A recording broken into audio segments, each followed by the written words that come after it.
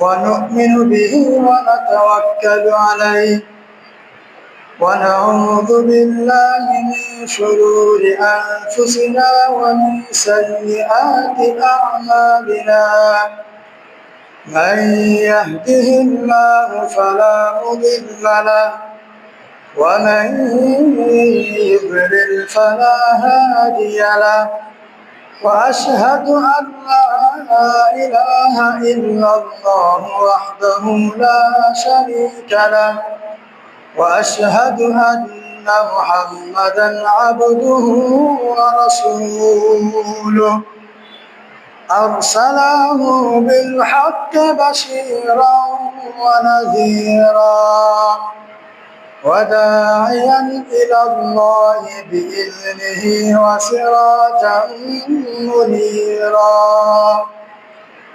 أما بعد فقد قال الله تبارك وتعالى في كلامه المجيد أعوذ بالله من الشيطان الرجيم يا أيها الذين آمنوا اتقوا الله حق تقاته ولا تموتن إلا وأنتم مسلمون يا أيها الناس اتقوا ربكم الذي خلقكم من نفس واحدة وخلق منها زوجها وبث منهما رجالا كثيرا ونساء واتقوا الله الذي تساءلون به والأرحام إن الله كان عليكم رقيبا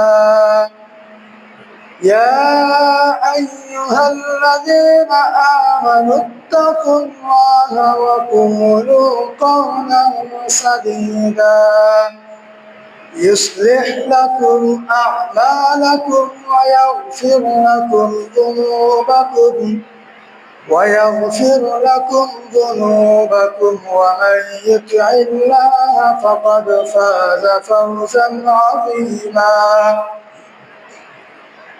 أما بعد فإن أصدق الحديث كتاب الله وخير الهدي هدي محمد صلى الله عليه وسلم وشر الأمور محدثاتها وكل محدثة بدعة وكل بدعة ضلالة وكل ضلالة في النار أعوذ بالله من الشيطان الرجيم يا أيها الذين آمنوا أطيعوا الله والرسول إلى الآخر آية. عن أبي هريرة رضي الله تعالى عنه قال قال رسول الله صلى الله عليه وسلم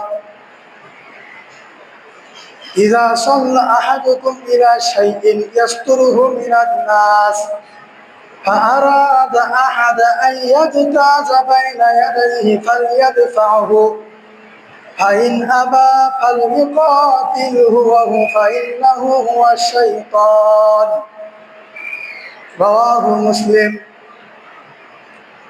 وعن أنس بن مالك رضي الله تعالى عنه قال قال رسول الله صلى الله عليه وسلم قدم النبي صلى الله عليه وسلم المدينة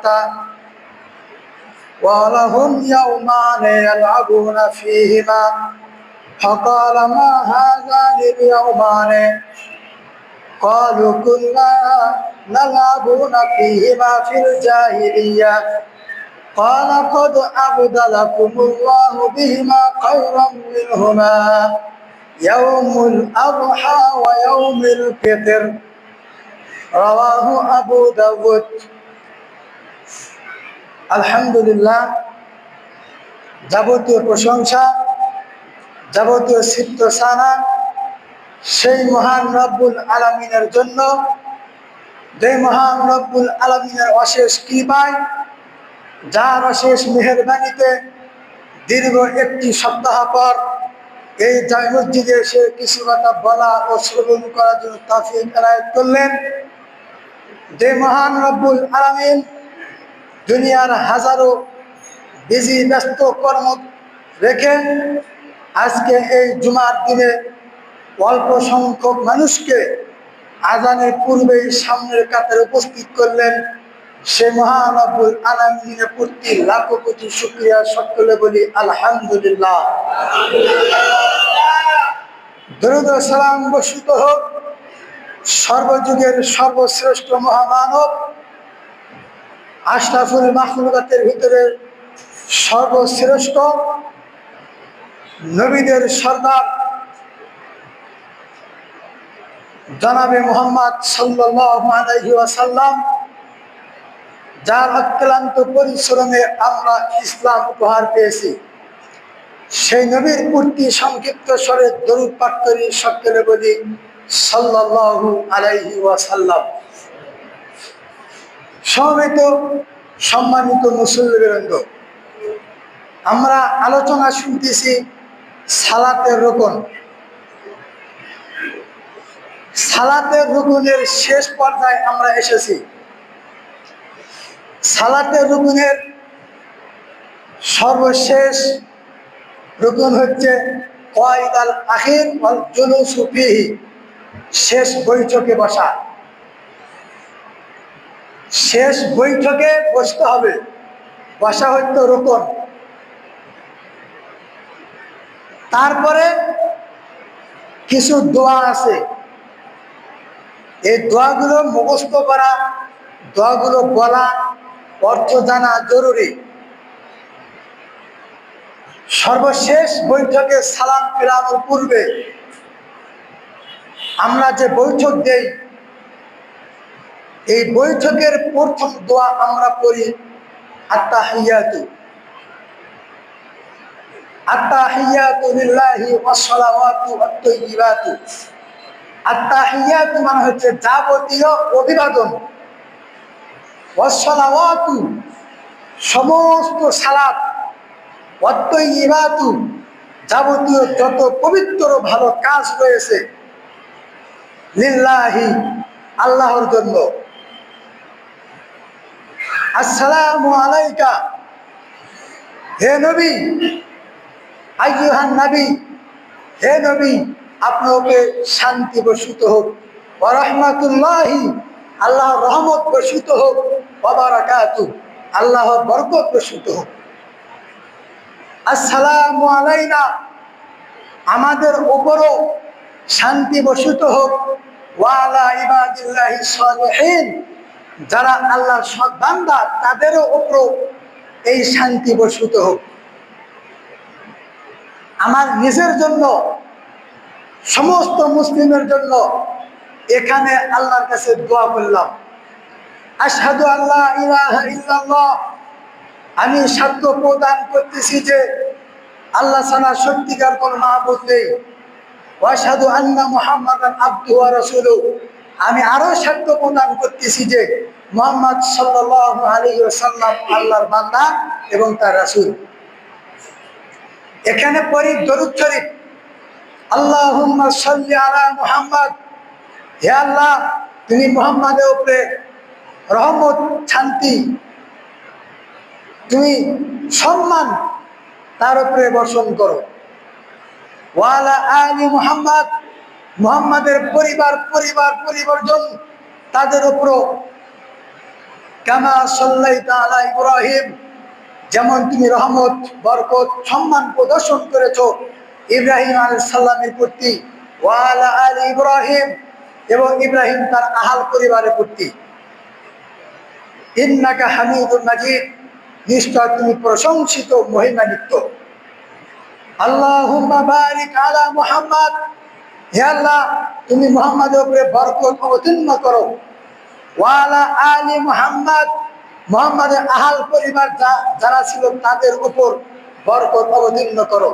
কামা বারাকতা আলা ইব্রাহিম, যেমন ইব্রাহিম আলাইহিস সালামের প্রতি বরকত অবতীর্ণ করেছিলেন। ওয়া আলা আলি ইব্রাহিম, এবং ইব্রাহিম তার পরিবারের প্রতি বরকত অবতীর্ণ করেছিলেন।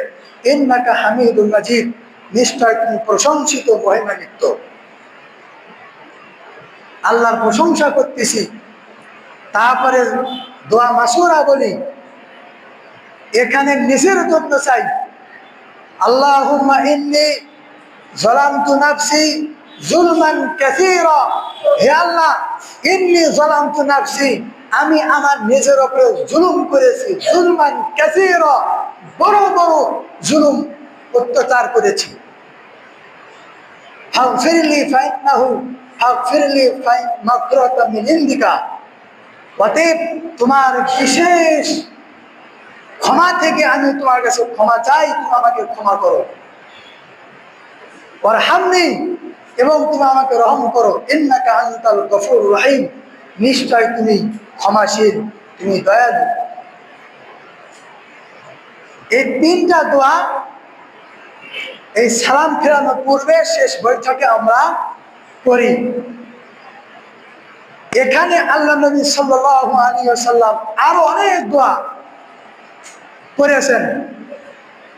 আমরা শুধু তিনটাই মুখস্থ করেছি, তিনটাই জানি, অর্থ জানি না। আজকে আমরা অর্থ জানলাম। নিজের উপরে জুলুম অত্যাচার, বড় বড় জুলুম অত্যাচার করেছি, তোমার বিশেষ ক্ষমা থেকে তুমি আমাকে ক্ষমা করো, আমাকে রহম করো। এটা হচ্ছে দোয়া মাসুরার অর্থ। এখানে আল্লাহ নবী সাল্লাল্লাহু আলাইহি ওয়াসাল্লাম আরো অনেক দোয়া করেছেন। আল্লাহ নবী সাল্লাল্লাহু আলাইহি ওয়াসাল্লাম এখানে পড়েছেন আল্লাহুম্মা গফির লিমা কদ্দামতু, হে আল্লাহ আমি পূর্বে যত গুনাহ করেছি সব গুনাহ ক্ষমা করে দাও। ওয়া মা আখারতু, পরে যত গুনাহ করেছি সব গুনাহ তুমি ক্ষমা করে দাও। ওয়া মা আসরারতু, প্রকাশ্যে যত গুনাহ করেছি সব গুনাহ ক্ষমা করে দাও। ওয়া মা আলানতু, গোপনে যত গুনাহ করেছি সব গুনাহ তুমি ক্ষমা করে দাও। ওয়া মা আসরাফতু, নিজের উপর যত অত্যাচার করেছি, সীমা লঙ্ঘন করেছি, এই গুনাহ তুমি ক্ষমা করে দাও। ওয়া আনতা আ'লামু বিহি মিন্নি, তোমার জানা মতে তুমি আরো অনেক জানো, যত গুনাহ করেছি সব গুনাহ তুমি ক্ষমা করে দাও। আনতাল মুকাদ্দিমু ওয়া আনতাল মুআখিরু, তুমি প্রথম, তুমি শেষ, তুমি ফার্স্ট, তুমি লাস্ট।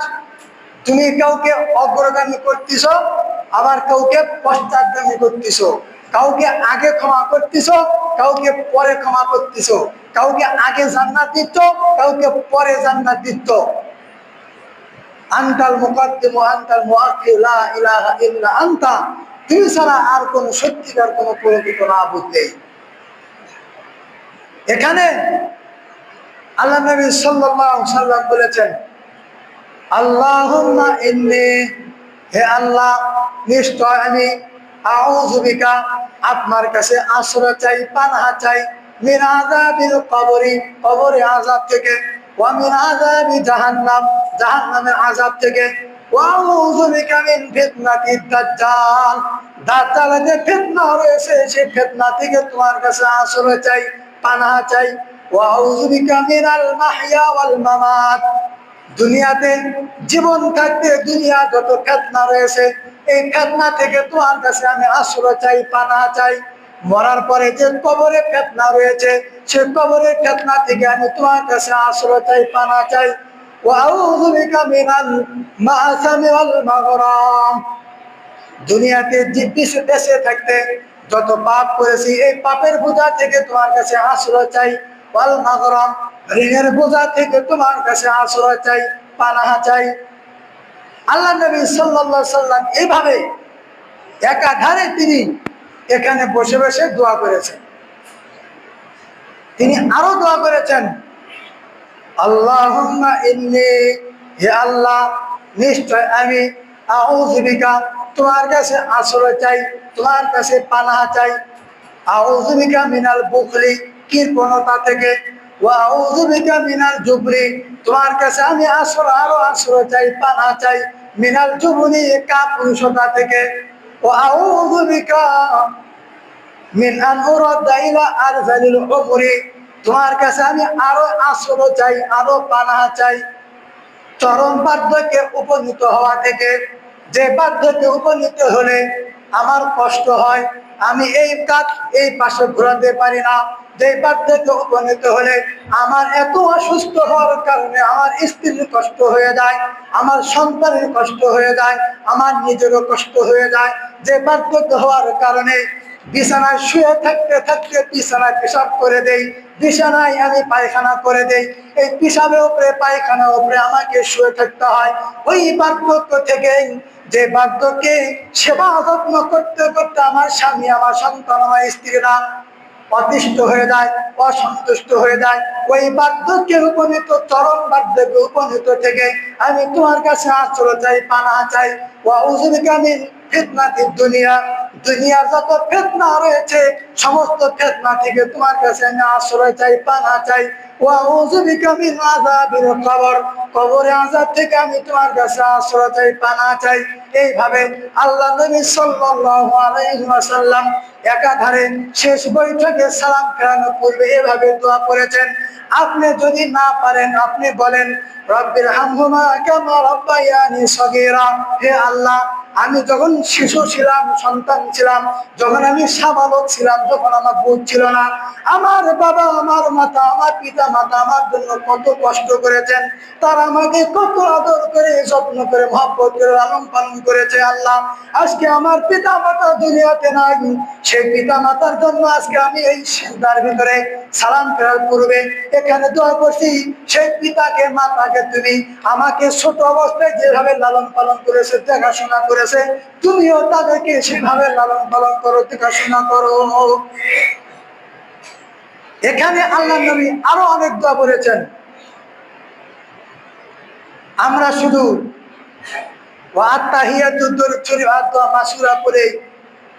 অপেক্ষা করি, চা থাকি, বসে থাকি, আর হচ্ছে যদি পারি গালা হাসি দেই,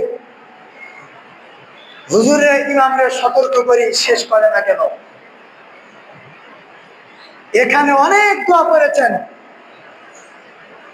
অনেক দোয়া। তিনি আরো দোয়া করেছেন, আল্লাহুম্মা ইন্নী আউযু বিকা মিন ইলমিন, হে আল্লাহ আমি তোমার কাছে ওই ইলম, ওই জ্ঞান, ওই বিদ্যার থেকে আশ্রয় চাই, পানাহ চাই, লা ইয়ানফাউ, যে জ্ঞান, যে বিদ্যা উপকার করে না। ওয়া আউযু বিকা মিন দুআই লা ইস্তাজাবু, ওই দোয়া থেকে তোমার কাছে আমি আশ্রয় চাই, পানাহ চাই, যে দোয়া তোমার কাছে কবুল হয় না। ওয়া আউযু বিকা মিন কলবিন লা তাখশা, ওই অন্তর তোমার কাছে আমি চাই না, যে অন্তর অল্পতে তুষ্ট হয় না, খুশি হয় না, সন্তুষ্ট হয় না। এখানে আল্লাহ নবী তিনটা জিনিস 5 ওয়াক্ত সালাতের ভিতরেই সালাম ফেরার পূর্বে আল্লাহর কাছে চেয়েছেন। তিনি চেয়েছেন, আল্লাহুম্মা, হে আল্লাহ, ইন্নী আসআলুকা, নিশ্চয় আমি তোমার কাছে চাচ্ছি, ইলমান নাফিআ, উপকার জ্ঞান, উপকার বিদ্যা, ওয়া রিজকান তাইয়্যিবা, পবিত্র রিজিক চাই, যে পবিত্র রিজিক খেলে ইবাদত কবুল হবে, ওয়া আমালান মুতাকাব্বালা, ওই আমল চাই যে আমল তোমার দরবারে কবুল হবে। এই তিনটা জিনিস তিনি চেয়েছেন, 5 ওয়াক্ত সালাতের ভিতরে চেয়েছেন। পবিত্র রিজিক চাই, পবিত্র আমল চাই, যে আমল তুমি কবুল করবে, উপকার বিদ্যা চাই, জ্ঞান চাই। এই তিনটা তুমি আমাকে দান করো। এখানে আল্লাহ নবী সাল্লাল্লাহু আলাইহি ওয়াসাল্লাম অনেক দোয়া করেছেন। পুরো রুকুতে, পুরো সাজদায় যতক্ষণ ছিলেন ওই রকম পরিমাণ এই সালাম ফেরার পূর্বে এখানে বসেছিলেন। যত দোয়া আছে রুকুতে সিজদাতে, যত আপনি দোয়া আপনি জানেন, এই সালাম ফেরার পূর্বে আল্লাহর কাছে চান, আল্লাহর কাছে বলেন। আল্লাহ নবী সাল্লাল্লাহু আলাইহি ওয়াসাল্লাম এভাবে আরো অনেক দোয়া রয়েছে, তিনি আল্লাহর কাছে দোয়া করেছেন, আল্লাহর কাছে চেয়েছেন। আসলে দোয়া করা বিদআত, বিদআত বলতে বলতে আমরা আমলই শেষ করে ফেলেছি। দোয়া হচ্ছে সালাতে পরে সম্মিলিতভাবে মোনাজাত করা, দোয়া করা, এটা বিদআত। কিন্তু আপনি ব্যক্তিগতভাবে দোয়া করেন, সেটা তো সমস্যা না। তিনটা সময় রয়েছে, তিনটা মুহূর্ত রয়েছে, যে মুহূর্তে, যে সময়ে দোয়া করলে আল্লাহ দোয়া কবুল করেন, তিনি খালি হাতে ফিরে দেন না। তার একটা হচ্ছে লা ইরাদু দুআ বাইনাল আযান ওয়াল ইকামা। আল্লাহ নবী সাল্লাল্লাহু আলাইহি ওয়াসাল্লাম বলেছেন, আযানের পরে ইকামত হওয়ার আগে যে মাঝখানে সময়টা আছে, এই সময়ের ভিতরে 2 রাকাত সালাত পড়ে যদি কেউ আমার কাছে চায়, আমার কাছে কেউ যদি হাত পাতায়, আমার কাছে কেউ যদি ভিক্ষা চায়, আমার কাছে দুহাত যদি উত্তোলন করে, আমি তার খালি হাত ফিরে দিই না। 2, প্রত্যেক দিন সকালে রাতের শেষ অংশ বাকি থাকতে ফজরের পূর্বে 1 ঘন্টা পূর্বে, 1.5 ঘন্টা 2 ঘন্টা পূর্বে আল্লাহ রাব্বুল আলামিন সপ্তম আসমান থেকে দুনিয়ার এই আসমানে নামে আসেন। আসে বলেন, কে আছে অভাবী, আমার কাছে চাও, আমি তোমাকে দেব। কে আসো ভিখারি, আমার কাছে চাও, আমি তোমার অভাব দূর করব। কে আসো আমার কাছে ক্ষমা চাও, আমি তোমাকে ক্ষমা করব। এই সময় যদি আল্লাহর কাছে চান, আল্লাহ রাব্বুল আলামিন আপনাকে দেবেন। 3, এই যে আজকে শুক্রবার, জুমার দিন, এই জুমার দিন সালাত শেষ হওয়ার আগ পর্যন্ত অথবা আসর থেকে মাগরিবের মাঝামাঝি এই সময়ের ভিতরে একটা সময় রয়েছে, এখানে মসজিদে বসে আপনি দোয়া করেন, আল্লাহর কাছে দোয়া করতে থাকেন। এই সময় যদি কেউ দোয়া করে, আল্লাহ রাব্বুল আলামিন তার দোয়া কবুল করেন। এই 3টি সময় দোয়া করেন। নিজের যত সমস্যা আছে আল্লাহর কাছে চান। দোয়া করা হচ্ছে ইবাদত, যেখানে করতে হবে সেখানে করেন। আমরা বলতে বলতে একদম দোয়া করে ব্যক্তিগতভাবে দোয়া তুলে দিয়েছি। এই যে সালামের পূর্বে নবী করিম সাল্লাল্লাহু আলাইহি ওয়াসাল্লাম যে দোয়া করেছেন, আপনি একটি দোয়া তাশাহুদের সাথে, দরুদ শরীফের সাথে, দোয়া মাসুরার সাথে আরেকটা দোয়া মুখস্থ করেন, যুক্ত করেন। ইন্নী আউযু বিকা মিন আযাবিল কবর, কবরের আযাব থেকে তোমার কাছে আমি আশ্রয় চাই। ওয়া মিন আযাবি জাহান্নাম, জাহান্নামের আযাব শাস্তি থেকে তোমার কাছে আশ্রয় চাই। ওয়া মিন ফিতনাতি মাসিহিদ দাজ্জাল, দাজ্জালের ফিতনা থেকে তোমার কাছে আশ্রয় চাই। এইভাবে দোয়াটা মুখস্থ করেন। আপনার মূল্যবান সময় নষ্ট করে কি করবেন? তারপরে সালাম ফিরতে হবে। ইমাম মালিক, ইমাম শাফি রাহিমাহুল্লাহ তারা বলেছেন, একদিকে সালাম ফেরা জায়েজ। রাসূলুল্লাহ সাল্লাল্লাহু আলাইহি ওয়াসাল্লাম দুদিকে সালাম ফিরতেন, দুদিকে সালাম ফেরা সুন্নাত। দুদিকে সালাম ফিরবো। এখন সালাম ফেরানোর পূর্বেই ইমাম সাহেব আসসালামু আলাইকুম ওয়া রাহমাতুল্লাহ না বলতেই মুসল্লির সালাম ফেরান শেষ হয়। এই পাশে আসসালামু আলাইকুম ওয়া রাহমাতুল্লাহ না বলতেই মুসল্লির পাশে সালাম ফিরে আল্লাহু আকবার কয়। ইমাম সাহেবের আগে আগে কোনো কাজ করা যাবে না। আবু হুরায়রা থেকে বর্ণিত, তিনি বলেন রাসূল সাল্লাল্লাহু আলাইহি ওয়াসাল্লাম বলেছেন, আমা ইয়াশাল্লাযী ইয়ারফাউ রাসাহু রাসাল ইমামি ক্বাবলা আন ইয়াহফিরাল্লাহু রাসাহু রাসা হিমারিন। ওই ব্যক্তি কি ভয় পায় না যে ব্যক্তি ইমাম সাহেবের মাথা উঠানোর আগেই সে মাথা উঠায়? কিয়ামতের মাঠে তার মাথাটা আল্লাহ রাব্বুল আলামিন গাধার মাথা পরিবর্তন করে দিবেন। ইমাম সাহেবের তাকবীরের আগে আপনি তাকবীর উঠতে পারবেন না, তার রুকুতে ওঠার আগে আপনি উঠতে পারবেন না, তার সিজদা থেকে ওঠার আগে আপনি উঠতে পারবেন না, তার সালাম ফেরার পূর্বে আপনি সালাম ফিরতে পারবেন না। অনেক আলেম এই কথা বলেছেন, ইমাম সাহেব যখন দুই দিকে সালাম ফিরবে তখন আপনি ডান পাশে সালাম ফিরবেন। ইমাম সাহেব যদি ডান পাশে সালাম ফেরে তাহলে তো ইমাম সাহেবের সালাম ফেরা শেষ হয় না। আরেকটা আছে, বাম পাশে যখন ফিরবে তখন আপনি ডান পাশে বাম পাশে ফিরে শেষ করবেন, এটাই ঠিক। অনেকেই সালাম ফেরার পূর্বে আমরা সালাম ফিরে দিই, এটা করবেন না। সালাতের ভিতরে কিছু মাসআলা আছে। সিজদা আমরা করি, সিজদা করার সময় এই পাটা এভাবে দুই পা লেগে দিতে হবে, পাটা আমরা ফাঁকা করি। আল্লাহ রাসূল সাল্লাল্লাহু আলাইহি সাল্লাম 7টি অঙ্গের উপর সিজদা করেছেন। 7টি অঙ্গের উপর সিজদা যদি না হয় সিজদা হবে না। দুই পা, দুই হাঁটু, দুই হাত, 6 আর হচ্ছে মুখ, মুখের ভিতরে কপাল আর এই নাক মাটিতে বসাতে হবে। আমরা কপাল বসাই, নাক ফাঁকা থাকে, নাক ফাঁকা থাকলে হবে না। নাক কপাল দুটাই মাটির সাথে মিশে দিতে হবে, মাটিতে ঠেকবে। এই 7টি অঙ্গ সিজদা করার সময় সিজদা করাতে হবে।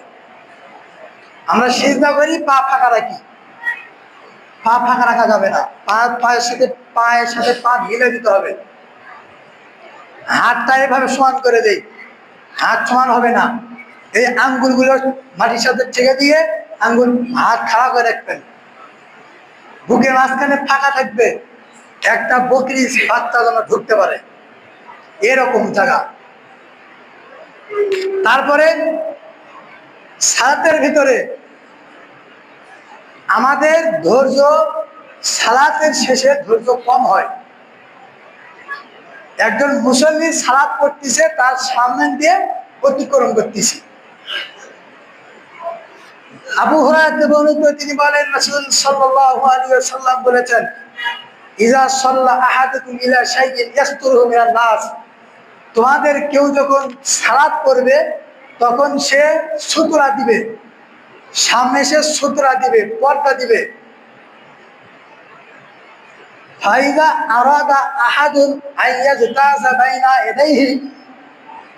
এরপরে যদি কেউ সামনে দিয়ে যেতে চায় তাহলে সে এভাবে হাত দিয়ে সাবধান করে দিবে। ফাইন আবা, যদি সে অস্বীকার করে, তারপরও কিছু তেরা আছে, হাত দিয়ে এভাবে সতর্ক করছে, তার মানে সালাত করতেছে, সামনে দিয়ে যাওয়া যাবে না, তারপরও সে তেরামি করে যায়। যদি সে ওভারটেক করে, অমান্য করে যদি সে যায়, ফালিকাতিলহু, তার সাথে লড়াই করতে হবে। ফাইন্নাহু শাইতানুন, কারণ সে শয়তান। আমরা যারা একাকী সালাত করি বা সুন্নত করি, না দেখেই আমরা তার সামনে দিয়ে অতিক্রম করি। অথচ সামনে দিয়ে যদি অতিক্রম করে যাই, তার জন্য একটা বিশাল নিষেধাজ্ঞা আল্লাহ নবী সাল্লাল্লাহু আলাইহি ওয়াসাল্লাম দিয়েছেন। আবি জুহাইম বিন হারিস থেকে বর্ণিত, তিনি বলেন রাসূল সাল্লাল্লাহু আলাইহি ওয়াসাল্লাম বলেছেন, লাউ ইয়ালামুল মারু বাইনা ইয়াদাল মুসাল্লি লা ইয়াকিফা আরবাঈনা খায়রাল লাহু মিন ইয়ামুররা বাইনা ইয়াদাইহি। একজন ব্যক্তি সালাতের সামনে দিয়ে অতিক্রমকারী, সে যদি জানতো মা আলাইহি মিনাল ইসমি, মুসল্লির সামনে দিয়ে অতিক্রম করার কারণে কি পাপ রয়েছে সে যদি জানতো,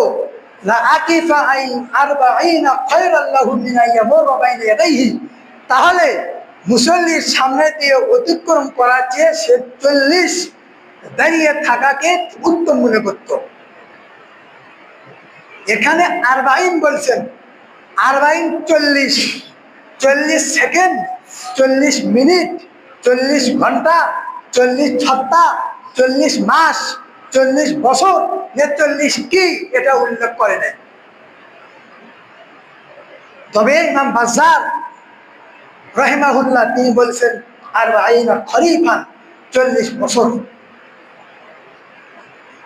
40 বছর দাঁড়িয়ে থাকা সালাতের সামনে দিয়ে অতিক্রম করার চেয়ে 40 বছর দাঁড়িয়ে থাকাকে উত্তম মনে করত।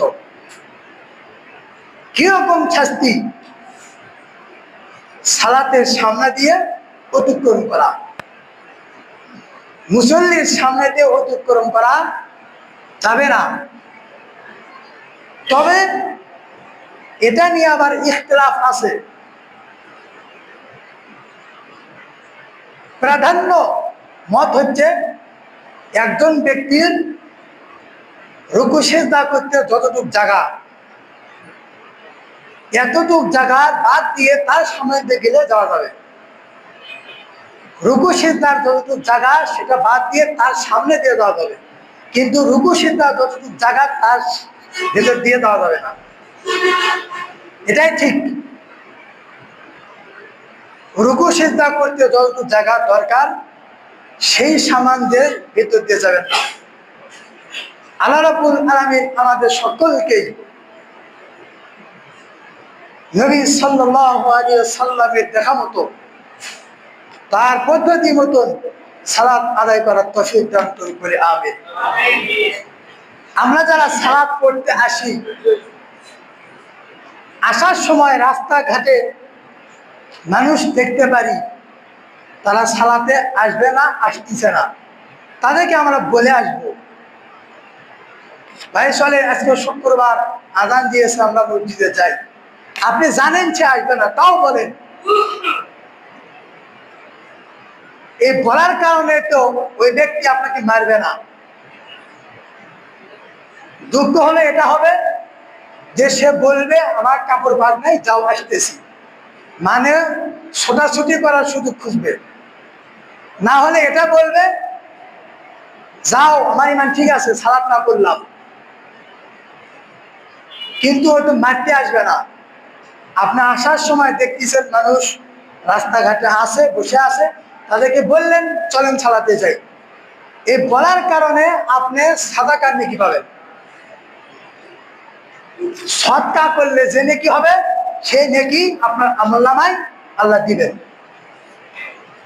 আর যদি সালাত পড়ে আপনি কাউকে সালাতের কথা বললেন, কোরআন শিখার কথা বললেন, ইসলামের দিকে আসার জন্য বললেন, বলার কারণে সে ব্যক্তি যদি শোনে, শেখে, আমল করে, তাহলে 100% কমিশন। ও আমল করে 100% নেকি পাবে। আপনি বলছেন, বলার কারণে ও করতেছে, এর জন্য আপনিও 100% নেকি পাবেন, কোনো কম হবে না। ওর থেকে আরো দুজন শিখবে, আরো দুজন জানবে, আরো দুজন আসবে, কিয়ামত পর্যন্ত আরো যতজন আসবে প্রত্যেকের থেকে 100% কমিশন আপনার আমল নামায় নেকি লিখবেন। লা ইয়ানকুসু মিন শাই, কোনো কম হবে না। তাহলে আমরা যখন সালাতে আসব অবশ্যই 2-4 জনের সাথে দেখা হলে সালাতের কথা বলবো, আসেন সালাতে যাই, চলো সালাতে যাই, আযান দিয়েছে, সে আসুক আর না আসুক অন্তত নেকি পেলেন। এভাবে বলতে বলতে বলতে একদিন ওই বেচারা বিরক্ত হয়ে বলবে আমার চাচা 15 দিন 20 দিন 1 মাস ধরে বলতেছে সালাতে যাই যাই, দেখি তো কি হয়েছে, যাই তো আজকে। এভাবে করতে করতে একদিন তার মন আল্লাহ চেঞ্জ করে দিবেন, পরিবর্তন করে দিবেন। এজন্য আমরা ইনশাআল্লাহ যারা সালাত পড়তেছি যারা পড়ে না দেখা হলে তাদেরকে বলবো, মহিলাদের জন্য যারা সালাত পড়েন তাদের স্বামীরা যদি সালাত না পড়ে মহিলাদেরকে ধরবে না, মহিলার সমস্যা হবে না। কিন্তু পুরুষ পড়ে মহিলা পড়ে না, পুরুষের সমস্যা হবে, পুরুষকে আল্লাহ ধরবেন, কারণ ওই মহিলা পুরুষের অধীনে চলছে। পুরুষ তুমি সালাত পড়তেছ, তোমার নারীকেও সালাতের জন্য বলো। তুমি সালাত পড়ো, তোমার নারী পড়ে না, তোমার স্ত্রী পড়ে না, এই জন্য জবাব দিতে হবে কিয়ামতের মাঠে। অতএব আমরা সকলেই যারা সালাত পড়তেছি চেষ্টা করব,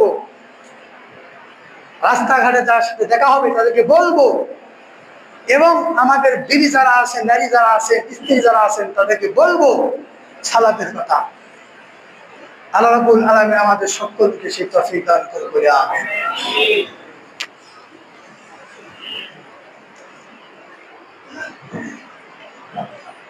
نحمده ونصلي على رسوله الكريم أما بعد أعوذ بالله من الشيطان الرجيم يا أيها الذين آمنوا صلوا عليه وسلموا تسليما সবাই একটু মুহাম্মদের সাথে দরুদ ইব্রাহিম পাঠ করি।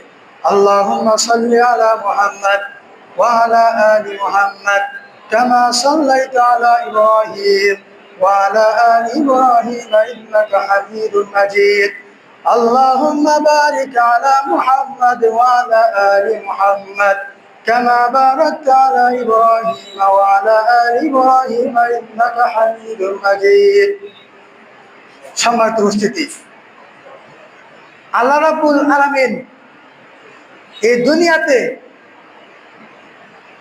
বিভিন্ন রকমের মানুষ পাঠিয়েছেন। কারো ধর্ম ইসলাম, কারো ধর্ম বৌদ্ধ, কারো ধর্ম খ্রিস্টান, কারো ধর্ম, এইভাবে অনেক ধর্ম অবলম্বী লোক রয়েছেন। প্রত্যেক ব্যক্তিকে নিজ নিজ স্বাধীনতা দিয়ে একটা ধর্ম দিয়েছেন। সব ধর্মের ঊর্ধ্বে হচ্ছে শান্তির ধর্ম, হচ্ছে ইসলাম। আজকে আমরা মুসলিম দাবি করছি, প্রায় ৯৭% মুসলিম। এখানে চাচা বয়স, দাদার বয়স অনেকে আছেন, আজ পর্যন্ত কোন চাচা, কোন দাদা প্রমাণ করতে পারবেন না যে কোন হিন্দু জুমার দিন মসজিদে এসেছে বা ঈদের দিন এসেছে। দেখেছেন কোন হিন্দু মসজিদে এসেছে, ঈদের দিন এসেছে? কিন্তু মুসলিম আল্লাহ রাব্বুল আলামিন তাকে আনন্দের জন্য, উৎসবের জন্য, বিনোদনের জন্য আল্লাহ নবী সাল্লাল্লাহু আলাইহি সাল্লাম দুটা ঈদ দিলেন, দুটা খুশি দিলেন, দুটা আনন্দের দিন দিলেন। মুসলমানের ঘরের সন্তান হয়ে হিন্দুর ঘরের সন্তান যদি আপনার মসজিদে না আসে, হিন্দুর ঘরের সন্তান যদি ঈদের দিন না আসে, মুসলমান ঘরের সন্তান কিভাবে হিন্দুর পূজা যেতে পারে? মুসলমান ঘরের সন্তান কিভাবে হিন্দুর মেলায় যেতে পারে? মুসলমান ঘরের সন্তান কিভাবে সময় নষ্ট করে তাদের মেলা দেখাশোনা করতে পারে? খুব দুঃখজনক হলেও সত্য, এইবারের পূজাতে দেখা গেছে আলেম নামে জাহেল মূর্খ, সে পূজার স্তূপে গিয়ে সে আল্লাহর প্রশংসা করে সে বক্তব্য দিচ্ছে। এদেশের একজন মুসলিম নেতা, সে ব্যক্তি ওই হিন্দুর পূজায় গিয়ে বক্তব্য দিচ্ছে। শুনে রাখবেন, হিন্দুর পূজা হারাম তো হারাম। যেখানে এই হিন্দুর পূজার ব্যাপারে আলাপ হয়, গল্প গুজব হয়, সেখানে বসে থাকাও হারাম, সেখানে সময় ব্যয় করা হারাম, সেখানে টাকা ব্যয় করা হারাম, সেখানে গল্প গুজব করাও হারাম। একজন মুসলমানের ঘরের সন্তান কোনোদিন পূজাতে অংশগ্রহণ করতে পারে না। মুসলমানের ঘরের সন্তান কোনোদিন পূজার, হিন্দুদের মেলা দেখতে পারে না। তারা বছরে 12 মাসের ভিতরে 16 মাস, 16 মাসের ভিতরে 6টা বড় বড় পূজা করে। প্রত্যেকটা পূজাতে অনেক টাকা ব্যয় করে। সম্মানিত উপস্থিতি, আমরা মুসলিম দাবি করছি, দাবিদার মুসলিম না হয়ে বাস্তবে মুসলিম হন। এমনও মুসলিম আছে 5 ওয়াক্ত সালাত করে না, হিন্দুর পূজাতেও যায় না, সমালোচনাও করে না, কারো পক্ষেও নেয় না, কারো বিপক্ষেও নেয় না, এটাই ঠিক আছে। এমনও মুসলিম আছে 5 ওয়াক্ত সালাত করে, আবার হিন্দুর পূজাও করে, আবার মানুষের সমালোচনাও করে।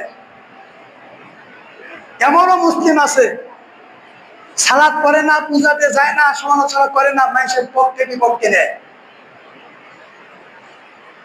আল্লাহ রাব্বুল আলামিন আমাদের সকলকে খাঁটি মুসলিম হয়ে, হিন্দুদের পূজা আরো আছে, আরো হবে, আমরা যারা মুসলিম অবশ্যই তাদের পূজা আমরা এড়িয়ে চলবো। আল্লাহ আমাদের সকলকে তৌফিক দান করে বলে আমিন। আল্লাহ রাব্বুল আলামিন আমাদেরকে, আমরা আহলুল হাদিস, হাদিসের অনুসারী দাবি করি, কিন্তু বাস্তবে সব হাদিস পালন করি না। অধিকাংশ মসজিদে, আহলে হাদিস মসজিদেই সঠিকভাবে নিয়ম, সঠিক সালাত, সঠিকভাবে আযান এটা হয় না। মানুষকে খাওয়ানো, দাওয়াত দেওয়া সুন্নত, খাওয়া সুন্নত, মানে মৃত্যু ব্যক্তিকে কেন্দ্র করে যে খাওয়ানো হয়, এটা হচ্ছে নাজায়েজ, বিদআত। এইটাকে কেন্দ্র করে আমরা খাওয়াকে হারাম করতে করতে খাওয়ায় তুলে দিয়েছি। একজন বাচ্চা জন্মগ্রহণ করেছে, তার ভবিষ্যতের জন্য 2-4টে সৎ ব্যক্তির কাছ থেকে দোয়া নেওয়া, 2-4টে কিছু খাওয়ানো, খাওয়াবেন, এতে সমস্যা নাই। আপনি নতুন বিল্ডিং দিয়েছেন, ঘর দিয়েছেন, সুন্নতি দোয়া আছে, 2-4 জনকে খাওয়াবেন, আহাল পরিবারের জন্য দোয়া নিলেন, খাওয়াবেন, তার সমস্যা নাই। কিন্তু হাত তুলে দোয়া করা, এটাই সমস্যা। সুন্নতি দোয়া আছে, সুন্নতি দোয়া ভাবে সেভাবে দোয়া নেন। আল্লাহ রাব্বুল আলামিন আমরা আউয়াল ওয়াক্ত, প্রথম ওয়াক্তে সালাত আদায় করা উত্তম, আর শেষ ওয়াক্তে সালাত আদায় করা হারাম নয়, হারামের কাছাকাছি, মাঝামাঝি সালাত আদায় করা জায়েজ। এখন হচ্ছে দিন ছোট হয়ে গেছে, মাগরিবের সালাত আদায় করেছি 6টায়, 6:30টায়, এখন করতেছি 5টায়, 5:40, 45-এ। দিন আস্তে আস্তে ছোট হচ্ছে, নামাজের টাইমও আস্তে আস্তে এদিকে আগে যাবে। আগামী সপ্তাহ থেকে জুমার সালাত আরম্ভ হবে 1টায়, খুতবা শুরু হবে 12:20। এখন 1:15 হচ্ছে, আগামী সপ্তাহ থেকে 1টায় জামাত শুরু হবে। অতএব সবাই মাথায় রাখবেন। আর একটা কথা বলি, আমরা সকলে চাই আমল করি আর না করি, যদি আমল করার জন্য কাউকে সাহায্য করি তাহলেও নাকি পাবো। মসজিদে একটা জিনিস চালু নাই, সুন্নত আমল, যদি চালু করি, আমি পড়ি আর না পড়ি, যদি চালু করি, চালু করার জন্য সাহায্য করি, তাও নাকি পাবো। আমাদের মসজিদে, অনেক আহলে হাদিস মসজিদে জুমার নামাজে 2টা আযান হয়। এই 2টা আযান রাসূলের যুগে ছিল না, আবু বকরের যুগে ছিল না, ওমরের যুগে ছিল না, উসমান রাদিয়াল্লাহু তাআলা আনহু, মানুষ বেশি হয়েছে, বাইক ছিল না, এজন্য তিনি 2য় আযান চালু করেছেন। তাও সে আযান দিয়েছেন বড় একটা বাজারে, মসজিদে না। আমরা তো 2 আযানই মসজিদে দেই, যেটা হচ্ছে খুতবার আযান সেটা মাইকে হবে, আর যেটা ডাক আযান সেটা মুখে দিয়েছেন। আমরা ডাক আযানই মাইকে দিচ্ছি, খুতবা আযানই মুখে দিচ্ছি। আর দ্বিতীয়ত দুটা আজান দিচ্ছি, এই দুটা আজান এখন জায়েজ নয়। আধুনিক যুগে মাইক আছে, আপনারা যদি চান এই দুটা আজান বাদ দিয়ে একটা আজান 12টায় 12:30টায় যদি খুতবা হয়, 12:20 খুতবা হলে 12:20 আজান দিবে, মাইকে দিবে খুতবার আজান, এটাই একটাই। এটা যদি আমল চালু করেন আপনারাও নাকি পাবেন। আপনারা যদি চান তো ইনশাল্লাহ এটা আজান একটা চালু করবে। আপনারা কি চান? এক আজানই জায়েজ, দুই আজান ঠিক না।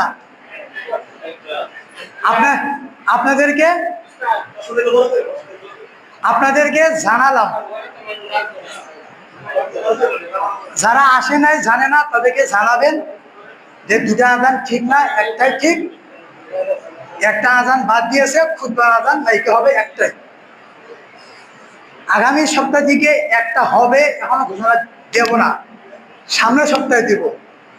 এর ভিতরে কারো ইশকাল থাকলে, সমস্যা থাকলে, জানার থাকলে জানিয়ে নেবেন ইনশাআল্লাহ। আল্লাহ রাব্বুল আলামিন আমাদের সকলকে সঠিকটা জেনে সে অনুপাতে আমল করার তৌফিক দান করুন, বলে আমিন।